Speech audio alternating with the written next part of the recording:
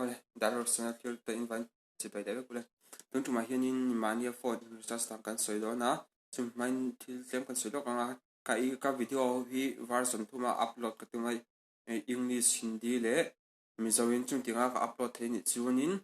không ai in nắm đăng te chuyên này chuan mình lâu share sắc ula chuan in he video hi cái video hi vậy khát anh này chuan in mình lâu like share and subscribe sắc về đó nia. Chuan tuna video kalang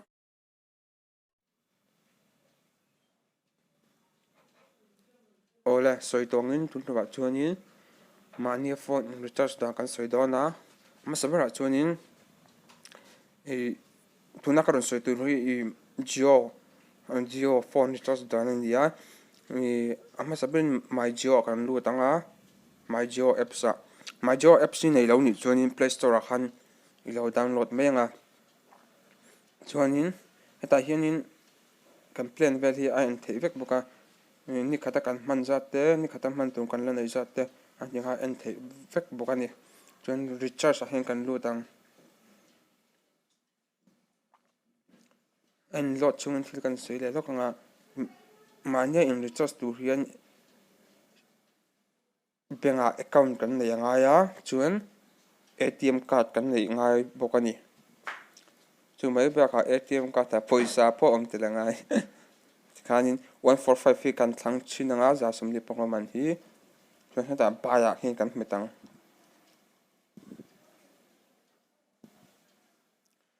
chuan ta hian debit card kan thlangang achunga in huang hianin lal himpuya ti telal biak moi ti te chu in ta chun ve lawanga hei ka thinju ke man ka recharge nang ka man thin wang ania nang nia chunin invite khatina ni chuanin debit card thi kan thlangang tin he video hi a hria tam tak point om tonga a hralo de tan karon buasen di khamen lo hria sakura ta hianin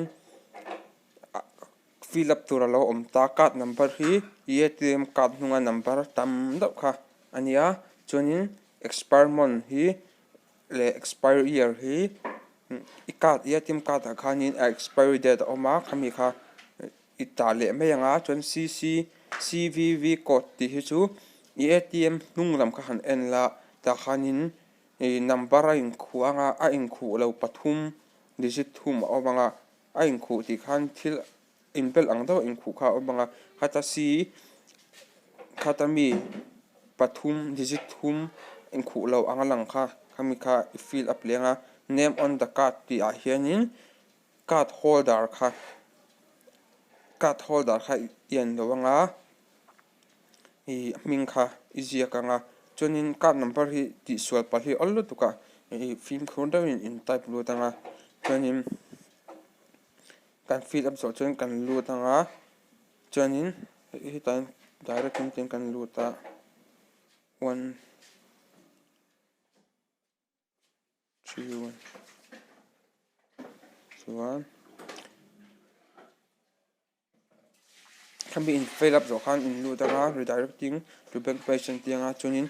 OTP in dongang hemi OTP hi fill up na tura lo omanga chumi chu in fill up panga azau ani mai anoro an lot loka net thitle machak ve do lek yang trina ta hianin OTP fill up na tur lo omta ha ta hian OTP hi fill up anga OTP hi fill up zoa submit hi itli anga tichuanin retailer vela karangai lovin manin phone lo in recharge thei to don ani soi to angin ma se recharge don hi chuanin bank account